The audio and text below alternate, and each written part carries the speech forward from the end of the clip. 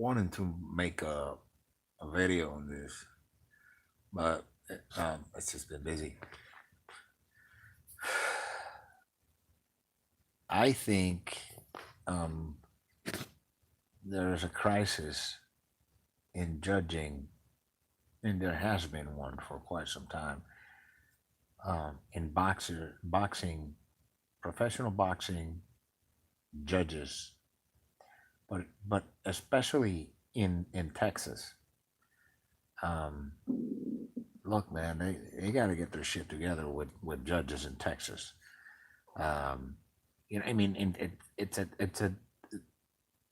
an open secret that when you fight in Texas, you don't know what you're gonna get. I mean, you probably have to kill somebody to get a win in Texas. So, um, I saw the Chocolatito versus Estrada fight, and look, it was a great fight. It was, um, I mean, to watch, this was one of the highest skilled, elite level boxing matches I've seen in a long time. And I'm a fan of boxing since I was a kid. My mom taught me, watch boxing fanatically when I was a little boy, and she taught me. That was back in the day when we didn't have remote controls. I was the remote control. The kids are the remote control. Go change the channel. We had a Hitachi.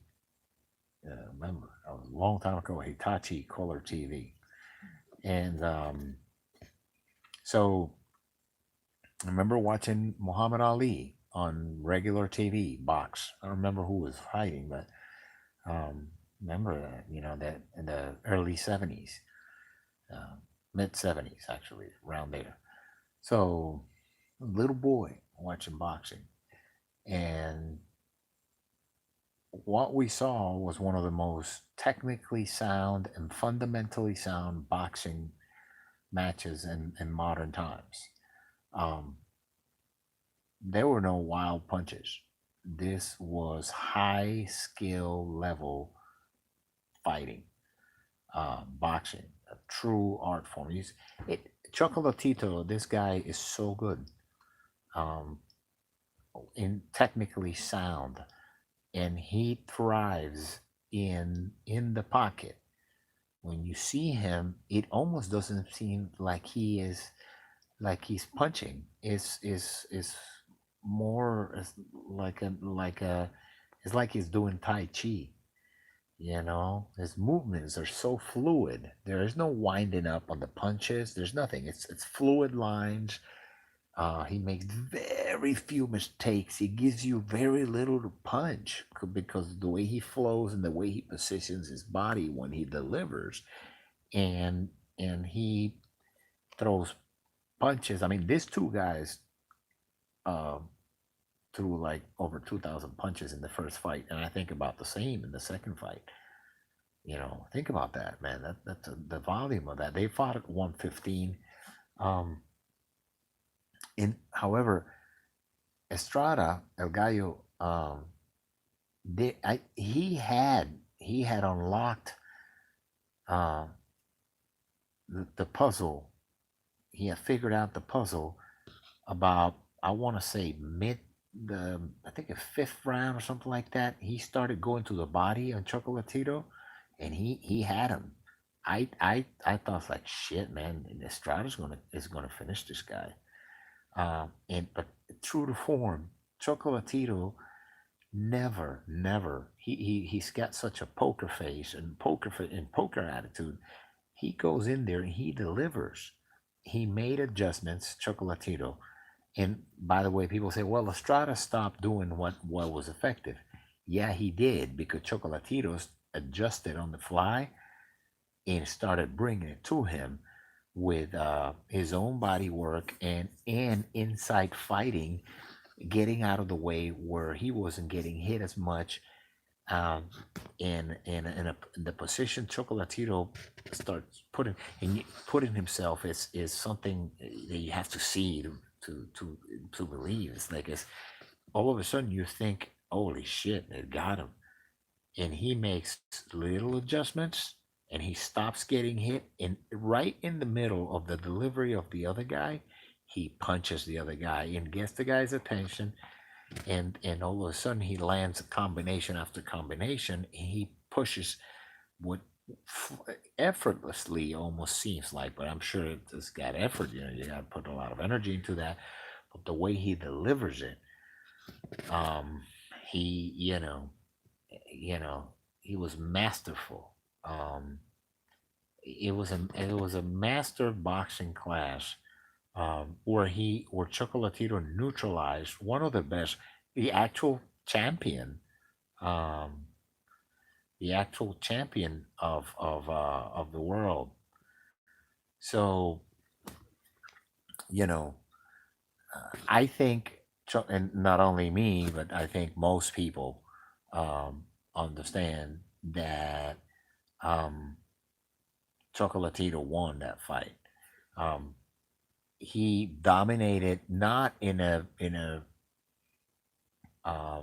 very obvious fashion, but if you know anything about boxing and the way he was handling the situation, he neutralized Estrada's aggressiveness and Estrada's punches.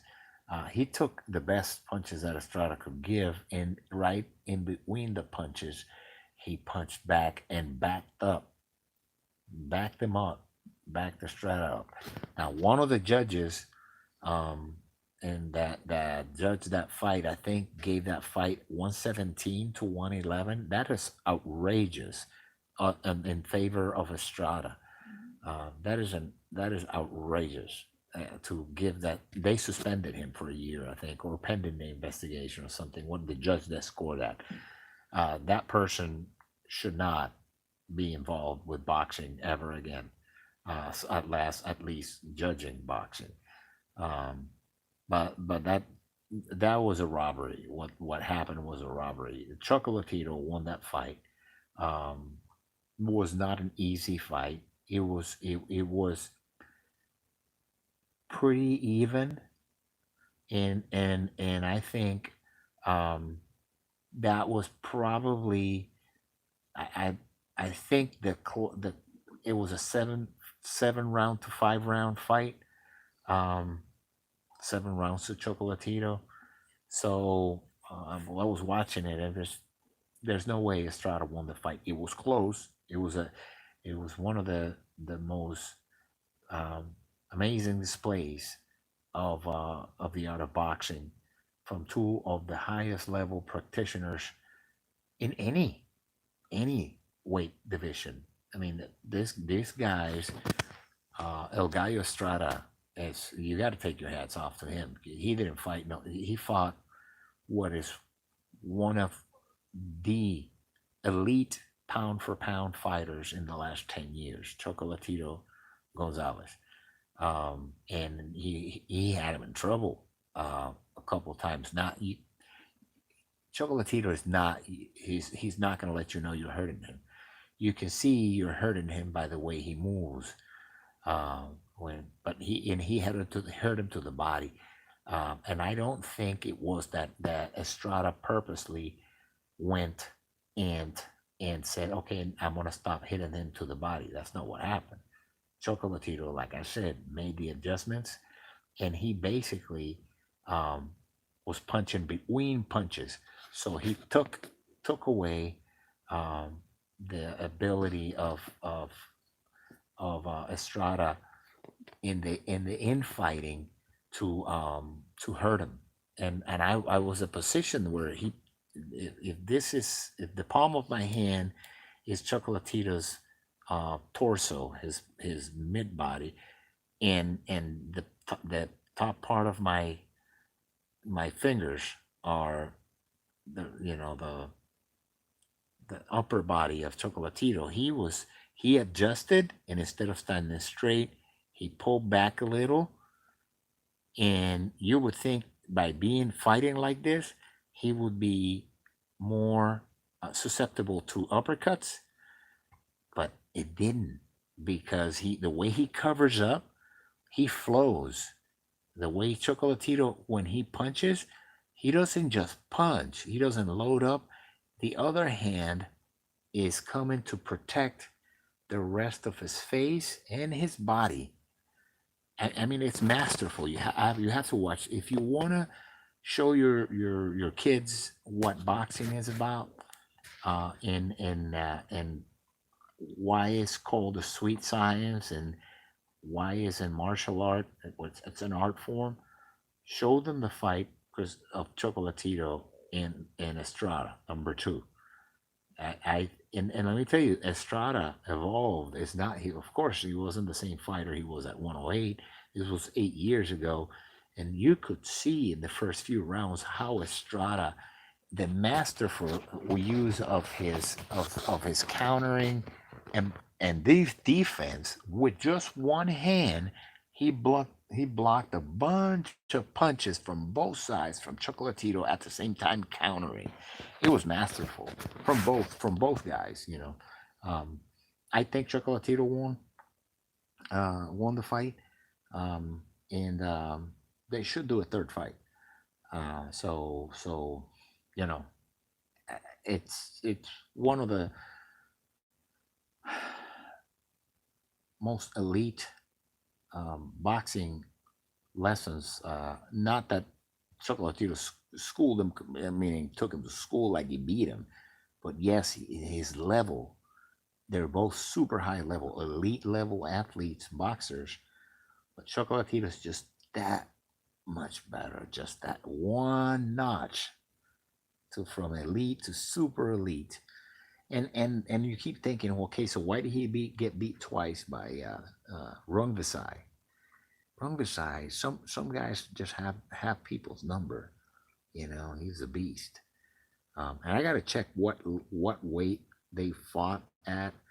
Um, but after um, he beat him twice. He beat Chocolatito twice, and I think in the first one, Chocolatito made the mistake of standing in there and trying to trade with Rung Versailles. In the second one, I think Chocolatito made the same mistake. They just get you can't go with a brawler like that. Rung Versailles is a freak of nature. Some guys, and he had some guys are like that. He's got an iron granite jaw. Rung Versailles does, and he punches, kicks like a mule.